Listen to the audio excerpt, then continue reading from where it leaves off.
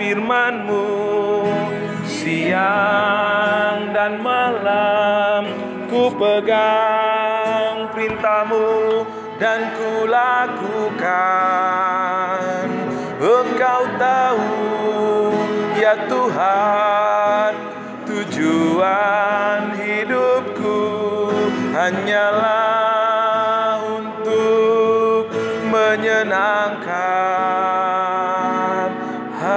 hanyalah untuk menyenangkan hati-Mu, hanyalah untuk menyenangkan, hanyalah untuk menyenangkan, hanyalah untuk menyenangkan hati-Mu. Benar Tuhan, kami rindu selalu menyenangkan hati Tuhan, sebab Tuhanlah yang menjadi penopang, penolong, penyempurna dalam kehidupan kami. Biarlah firman-Mu saat ini berbicara kepada kami. Firman-Mu seperti madu dari batu karang, menyegarkan, menyehatkan setiap kami. Biar kami duduk dengan konsentrasi, tidak main HP, tidak memikirkan yang macam-macam, tapi kami fokus untuk menerima firman-Mu. Berbicaralah kepada kami Tuhan, kami yang mendengar firman-Mu disembuhkan, dipulihkan, dibebaskan, dan diberkati oleh Tuhan. Hamba-Mu berbicara, biar semuanya ada dalam kendali kuasa Roh Kudus Tuhan. Dalam nama Yesus kami berdoa. Amin. Puji nama Tuhan. Bapak Ibu semua, senang bisa berdoa bersama-sama pada malam hari ini. Nah, saudaraku yang dikasihi Tuhan, seperti Grace News tadi pagi ya, saya sangat diberkati dan sangat diingatkan. Kita sering sekali berjuang untuk berubah dengan kekuatan kita, dengan berjuang juga untuk mengubah orang lain ya, dengan kekuatan kita, dengan cara-cara manusia, dengan cara memberi reward dan punishment. Kalau dia misalnya berhasil melakukan sesuatu, ya kita berikan, mengiming-imingkan hadiah, ya, atau memberi punishment, menakut-nakuti. Kalau kamu nggak dengar, nanti aku nggak temenin. Atau kalau di gereja, kalau kamu nggak taat perintah Tuhan, nanti kamu nggak diberkati. Ya, itu semua sebenarnya faktor eksternal, faktor di luar diri kita yang berusaha mengubah diri kita. Nah, sedangkan perubahan itu terjadi hanya lewat faktor internal, faktor dari dalam diri kita. Kalau dari luar, itu sifatnya hanya perubahan yang sementara. Perubahan sifatnya itu hanya casingnya doang. Saya selalu sebut modifikasi perilaku. Nah, itu bukan pekerjaan Roh Kudus. Ya. Nah, sedangkan perubahan yang dari dalam itu dikerjakan oleh Roh Kudus. Lewat apa? Lewat hati. Makanya di Yeskel dibilang, aku memberikan kepadamu hati yang baru.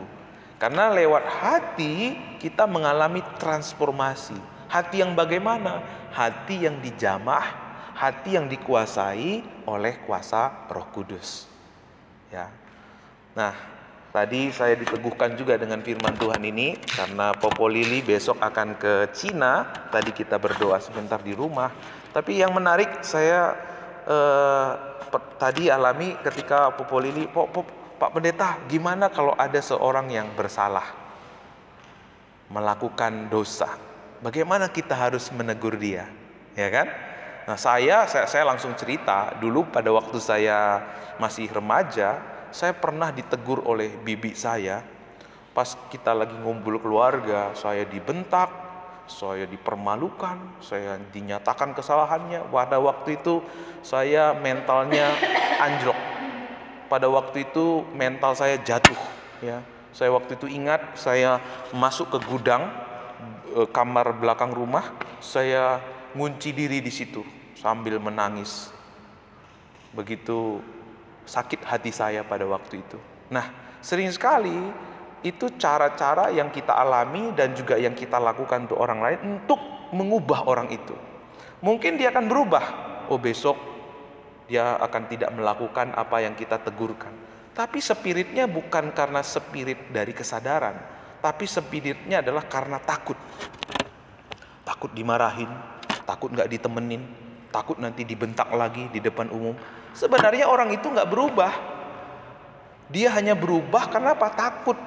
Begitu suatu hari dia tidak merasa takut lagi, dia tidak merasa terancam lagi, dia akan kembali kepada kebiasaannya. Makanya hukum Taurat itu nggak pernah bisa mengubah orang. Makanya agama, aturan-aturan agama tidak pernah bisa mengubah orang. Bahkan ya, hukuman-hukuman penjara, sanksi-sanksi pidana yang ada di pemerintahan di semua negara tidak pernah mengubah orang. Memang benar memberikan efek jera, tapi perubahannya bukan dari dalam, tapi karena takut. Oh, nanti saya penjara, nanti saya kena undang-undang KUHP, ya hukum pidana gitu ya. Itu spiritnya.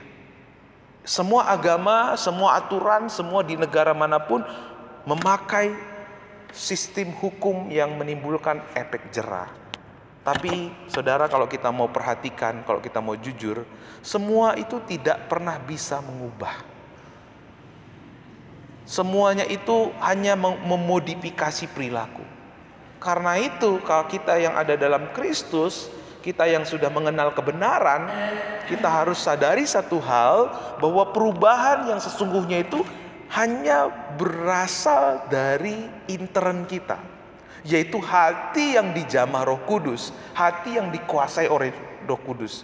Disitulah terjadi transformasi kehidupan. Amin. Apakah Bapak Ibu Saudara yang di rumah dan yang ada di sini sudah mengalami transformasi kehidupan? Atau kebaikan yang kita lakukan, kegiatan-kegiatan yang kita lakukan saat ini, kegiatan rohani yang kita lakukan saat ini adalah spiritnya apa? Ah, kita kan orang Kristen, nanti apa kata orang kalau kita nggak berdoa? Ah, nanti kan kita kan orang percaya, nanti kalau kita nggak baik apa kata orang? Nah, spirit seperti ini kelihatannya baik. Spirit kelihatan seperti ini kelihatan hebat. Tapi ini bukan sesuatu yang digerakkan oleh Roh Allah.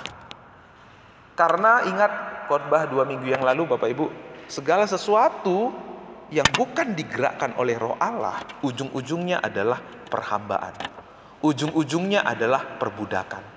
Ya, saya terus ingatkan, pada zaman Menara Babel, moral pada waktu itu begitu tinggi. Kalau nggak tinggi moralnya, nggak mungkin bisa bekerja sama dengan baik. Kalau nggak moralnya tinggi, nggak mungkin bisa bersepakat dan mulai membangun menara yang begitu hebat. Nilai kerjasamanya tinggi, kepintarannya bagus, disiplin. Kalau nggak disiplin, nggak mungkin bisa, Mas Andreas.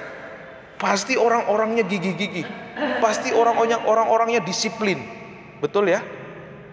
Baik, disiplin, rajin, orang-orangnya hebat.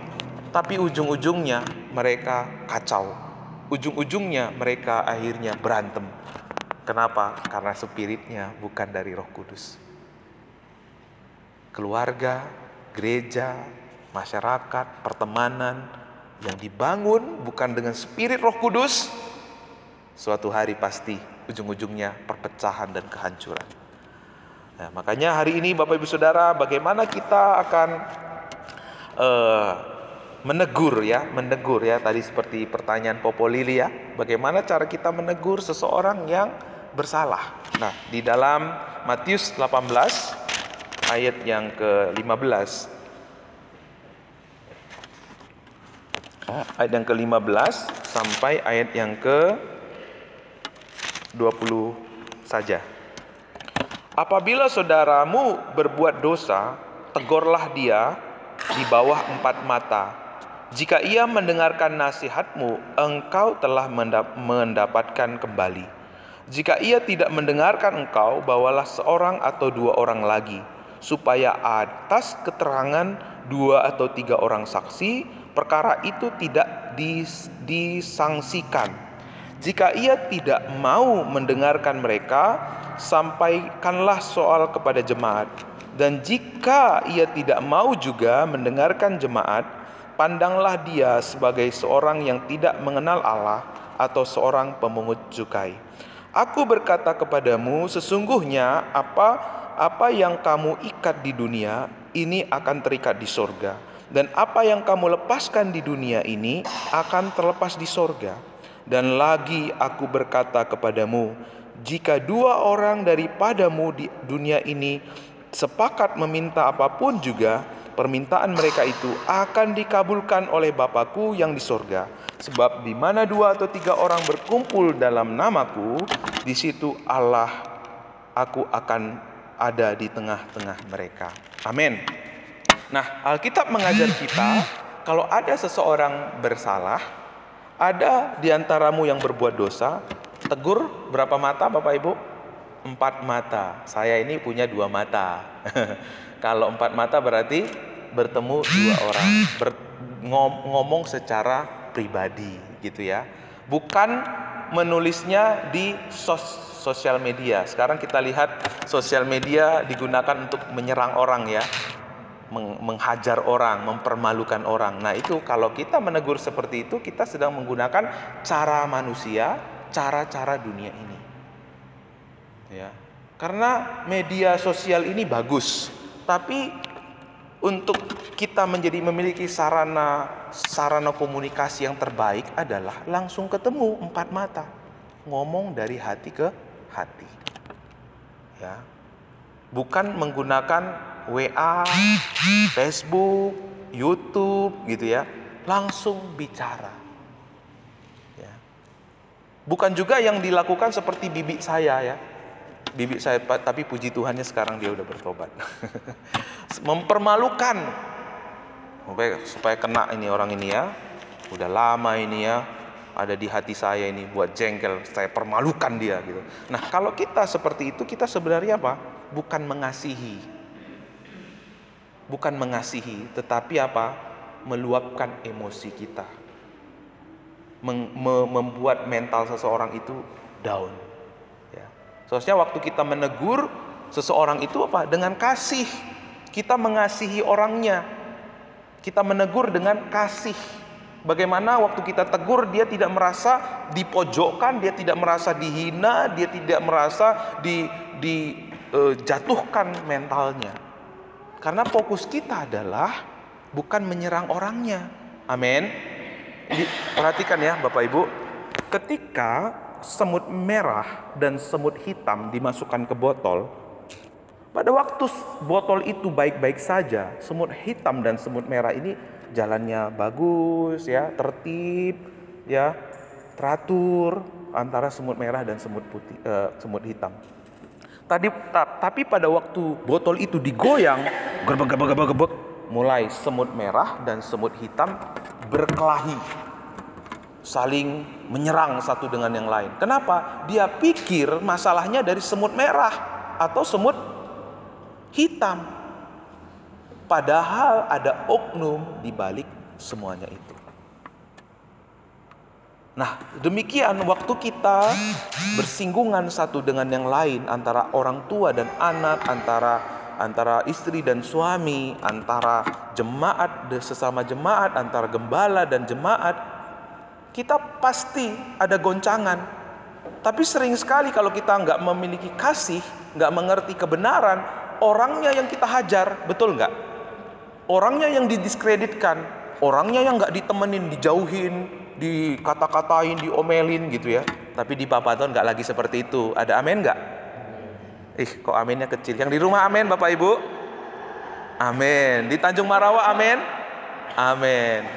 Dan memang saya jujur ya, memperhatikan ya, sekarang kalau ngumpul-ngumpul gitu nggak lagi banyak ya yang ngomong-ngomong yang nggak jelas gitu. Semuanya tentang ide, tentang semangat, luar biasa ya. Itu yang kita tunggu-tunggu. Nah, karena musuh kita adalah iblis, jadi jangan pernah menyerang pribadinya. Dulu mungkin saya menyerang pribadinya, mengata-ngatai, menjelekkan, ya, mendiskreditkan orang lain. Nah, itu bukanlah cara-cara anak-anak Tuhan. Amin. Cara-cara anak Tuhan adalah kita menegur dengan kasih. Ajak ngomong empat mata. Ya. Dulu ya kalau Pak Basroan dengar-dengar waktu di STTBM juga begitu ya. Sesama kita hamba Tuhan, saya selalu ya. Mungkin saya yang paling sering itu diketemui ngomong empat mata gitu.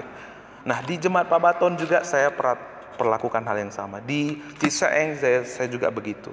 Ya, saya panggil empat mata, kita ngobrol gitu ya. Karena itulah cara yang Tuhan mau, bukan cara manusia. Ingat, ide, cara, maksud, tujuan bukan lagi cara-cara kita, tapi caranya Tuhan. Apa yang Alkitab tunjukkan, itu yang kita lakukan. Ya, memang lewat WA itu enak ngomongnya, lewat ketik pakai jari itu. Tapi waktu orang menangkap itu beda, karena nggak melihat ekspresi kita. Mau bertanya juga susah, penafsirannya tinggi. Nah, sebelum kita ya menegur ya lewat tingkatan berikutnya, itu ngomonglah empat mata. Menegur dengan kasih, tanpa menyerang, tanpa menjatuhkan, tanpa mendiskreditkan, tanpa mempermalukan. Biarkan Roh Kudus yang bekerja, bukan kita yang bekerja. Waktu kita menegur dengan kasih, itu sangat memungkinkan orang itu mengalami kasih Tuhan, mengalami transformasi hati. Tapi waktu kita menegur dengan cara-cara dunia, orang itu udah malu duluan. Besok-besok dia mungkin datang ke gereja tetapi dengan perasaan tertuduh, dengan perasaan negatif, dan udah mulai memuncak. Ini kok nggak ada yang temenin saya ya? Ini kok nggak ada yang dekat sama saya ya? Aduh, memang saya orang berdosa, memang saya nggak layak ada di gereja ini. Akhirnya dia nggak pernah lagi ke gereja. Dan kita kehilangan jiwa, Bapak Ibu. Kita nggak pernah merangkul orang itu, kita nggak pernah mengayomi orang itu. Bagaimana kita bisa dipercaya Tuhan jiwa-jiwa yang lebih banyak, kalau yang ada pun kita nggak bisa pelihara. Kalau ada di antara saudara kita yang melakukan dosa pun kita tidak bisa rangkul, Bapak Ibu. Bahkan waktu yang lebih parahnya, udah orang itu mundur, mulai dikata-kata, ya memang si Anu itu begitu, memang orang itu begitu orangnya. Kita nggak pernah rangkul. Bagaimana kita bisa menjadi gereja yang dipercaya Tuhan, bangsa-bangsa? Jangankan bangsa-bangsa, kota Bogor, bagaimana kita bisa menjangkau mereka? Kalau diantara kita sendiri pun, apa yang dipercaya oleh Tuhan pun kita nggak bisa pelihara. Lalu ketika orang itu ibadah di tempat orang lain, mulai kita tambahin omongan lagi. Karena kita nggak pernah benar-benar memelihara, memuridkan. Nah, karena itu Bapak Ibu Saudara, lewat kita mengikuti cara-cara Tuhan dalam menegur, itu juga salah satu pendampingan. Itu adalah juga salah satu pemuritan. Karena mungkin Bapak Ibu bilang, nggak selalu Pak cara kita untuk menyelesaikan masalah itu dengan ngomong empat mata. Mungkin Bapak Ibu bisa. Nah, kita mana yang lebih utama Pak? Cara kita atau cara Alkitab? Karena buahnya pasti berbeda. Karena kalau cara-cara manusia dan cara Tuhan, buahnya pasti beda. Kalau cara-cara manusia, mungkin masalah itu berlalu begitu saja, tapi dalam hati tetap membekas. Tidak membawa kita semakin akrab satu dengan yang lain. Tapi kalau cara Alkitab akan membawa kita semakin akrab. Amin. Ya, saya beberapa teman orang yang pernah saya ajak ngomong empat mata, ya, kita malahan lebih saling mengenal, lebih saling akrab. Disitulah kesempatan kita melihat kutuk menjadi berkat. Kalau kita pakai cara Tuhan, kita akan melihat Tuhan mengubah kutuk menjadi berkat. Tapi kalau kita pakai cara manusia, ya udah, perasaannya nggak selesai, lukanya nggak selesai, mulai menumpuk-numpuk, tertimbun-timbun. Wah, dia begini sama saya, numpuk. Oh, dia begini sama saya, numpuk. Berat. Itu yang jadi penyakit. Itu yang dipakai iblis untuk merongrong hidup kita, ya. Jangan biarkan iblis bekerja, karena itu mari gunakan cara-cara Alkitab. Dikatakan apa? Apabila saudaramu berbuat dosa, tegurlah dia di bawah 4 mata. Jika tidak mendengar nasihatmu, engkau telah mendapatkannya kembali. Jika ia tidak mendengarkan, engkau bawalah seorang atau 2 orang lagi, bawa 1 orang, ya, untuk ngomong, ya. Lalu kalau misalnya nggak dengar juga, pandanglah dia sebagai orang yang tidak mengenal Allah atau seorang pemungut cukai. Nah, apa artinya pemungut cukai? Pengkhianat, Pak. Berarti dia memang nggak pernah percaya Yesus. Karena kalau orang percaya Yesus, pasti dia nggak betah dengan dosa. Berarti dia selama ini mengaku Yesus Tuhan hanya sekedar di mulut, tetapi tidak dengan hatinya, gitu. Nah, kalau demikian, pandanglah dia sebagai seorang pemungut cukai. Artinya orang itu memang pengkhianat, munafik, gitu ya. Nah, pada waktu kita melakukan itu, ya, di sini dikatakan apa yang kau ikat di dunia akan terikat di sorga. Itu sifatnya kekekalan, Bu. Amin. Apa yang kita lakukan, kita menegur dengan kasih, itu sifatnya nilainya kekekalan. Mungkin kalau kita menegur secara dunia, mempermalukan dengan cara mempermalukan, orang tahu kita hebat, gitu ya. Tapi nilainya adalah panah. Kita akan gak melihat kuasa Tuhan, kasih Tuhan yang mengubahkan orang itu. Tapi waktu kita menegur dengan kasih, justru nilainya adalah kekekalan. Mungkin secara manusia kita tidak terlihat sebagai orang yang kuat, tidak terlihat sebagai orang yang hebat, tetapi waktu kita menegur dengan kasih, disitulah kuasa Roh Kudus bekerja atas orang itu. Amin. Saya secara pribadi melihat begitu banyak orang diubahkan ketika kita ada penyangkalan diri. Dalam kita menegur itu ada salib yang kita pikul, ada penyangkalan diri yang kita lakukan. Tuhan, aku mau mengesampingkan emosiku, amarahku. Aku marah, Tuhan. Aku pengen menghajar orang ini, gitu ya. Tapi aku gak punya kekuatan, Tuhan, untuk membalas. Karena aku milik-Mu, Tuhan. Aku udah ditebus, Tuhan. Tuhan udah mati buat aku. Aku gak punya hak untuk membalas. Hari ini aku mau belajar untuk mengasihi. Justru waktu itu kita mempersilahkan Roh Kudus Tuhan bekerja untuk mentransformasi hati orang itu. Hati kita juga diubahkan oleh Tuhan. Amin. Ya, biarlah apa yang kita pelajari hari ini menjadi habit di keluarga kita, di gereja kita, dimanapun kita berada. Menegur dengan kasih, mempersilahkan Roh Kudus mentransformasi, mempersilahkan Roh Kudus berkarya melalui kehidupan kita. Karena kalau kita mencoba mempraktekkan cara-cara dunia ini untuk mengubah orang lain atau mengubah diri kita, semuanya sifatnya palsu. Semuanya sifatnya panah. Kelihatannya berubah tapi hanya modifikasi perilaku. Kelihatannya berubah tetapi dia berubah karena takut. Tapi biarkanlah kita, lewat kita membiarkan Roh Kudus mentransformasi orang lain. Dengan cara apa? Kita menegur, menasehati dengan kasih. Perbuatannya kita benci, tapi orangnya kita kasihi. Bagaimana kita menegur, menyatakan kesalahan orang lain tanpa memojokkan, tanpa mempermalukan orang lain. Ayo belajar yuk, kita jadi gereja yang berbeda yuk, ya. Sudah terlalu banyak gereja yang ujung-ujungnya perpecahan, ya. Yang sudah terlalu banyak gereja yang dingin kasihnya.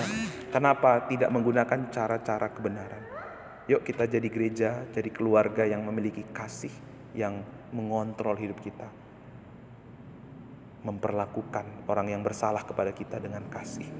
Karena itulah caranya Tuhan. Karena waktu kita menegur, menyatakan kesalahan orang dengan kasih, kita sedang mempersilahkan Roh Kudus untuk mentransformasi hati orang-orang yang ada di sekitar kita. Kita berdoa. Bapa, terima kasih, kami terbatas dalam menyampaikan firman-Mu. Tapi Roh-Mu tidak terbatas. Kami rindu, Tuhan. Kami berserah mengikuti cara-cara Tuhan dalam kami menjalani hidup ini. Kami tidak mau lagi menjadi umat yang menggunakan cara-cara dunia untuk mengubah orang lain, karena perubahan itu adalah palsu. Perubahan itu tidak pernah ada. Itu hanya modifikasi perilaku. Kami mau menjadi gereja yang memiliki hatinya Tuhan. Hati kami dikuasai oleh belas kasihan. Kami tidak lagi menyerang orang yang bersalah. Kami tidak lagi menyerang orang yang berdosa. Tapi kami justru